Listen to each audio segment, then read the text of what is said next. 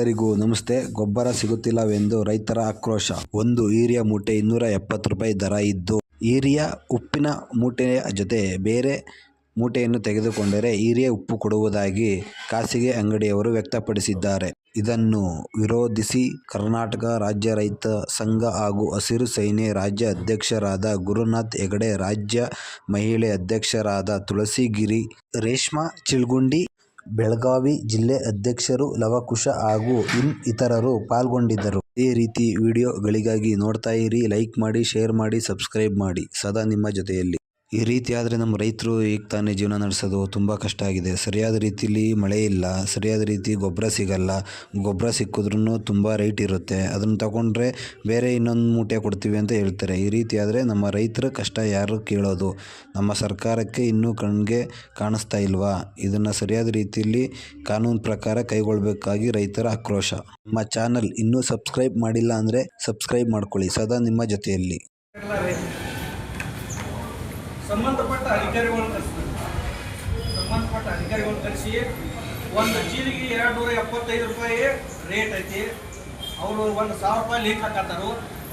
ಅದು ಯಾವುದೇ ಥರ ಲೀಕ್ಗಳನ್ನ ಕೊಡಬಾರ್ದು. ಮತ್ತು ತಕ್ಷಣವಾಗಿ ಕೊಟ್ಟರು ಮಾಡಿರಂದ್ರೆ ನೀವು ಏನು ಮಾಡಬೇಕು?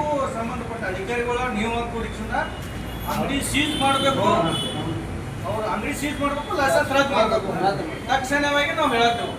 ಮತ್ತು ಕಂಪಲ್ಸರಿ ರೈತರಿಗೆ ಬೇಕಾದ್ದು ಹಿರಿಯಾ ಕೊಡ್ಲಿಲ್ಲ ಅಂದ್ರೆ ಈಗ ನೋಡ್ರಿ ಶಾರ್ಟೇಜ್ ಐತೆ ಸುಳ್ಳು ಹೇಳ್ಬಾರ್ದು. ನಮಗೆ ರೈತರಿಗೆ ಬೇಕಾದ್ದು ಹಿರಿಯಾ ಬೇಕು. 1,000 ಗಟ್ಟಲೆ ಒಂದು ಚೀಲಿಗೆ ಹಿಂಗೆ ಹಾಕೋದು.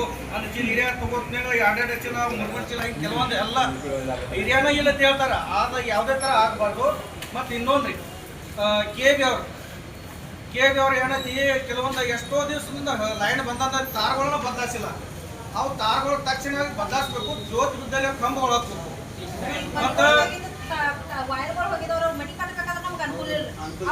ಅದಕ್ಕಾಗಿ ಒಂದು ಏನಾಗಬೇಕಾಗಿತ್ತಂದ್ರೆ ಕಂಪಲ್ಸರಿ ನಮ್ಮ ರೈತರಿಗೆ ದೇಶಿ ಸುಟ್ಟದ್ದು 24 ತಾಸಿನಾಗ ಯಾವುದೇ ತರ ಪ್ರವೇಶ ತರಲ್ಲ.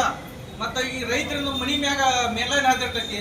ಅವು ಅನಾಹುತ ಆದ್ರ ಕಾರಣರ ಅವ್ರ ಎಸ್ಕಾಂದವ್ರ ಕಾರಣ ಆತಾರು.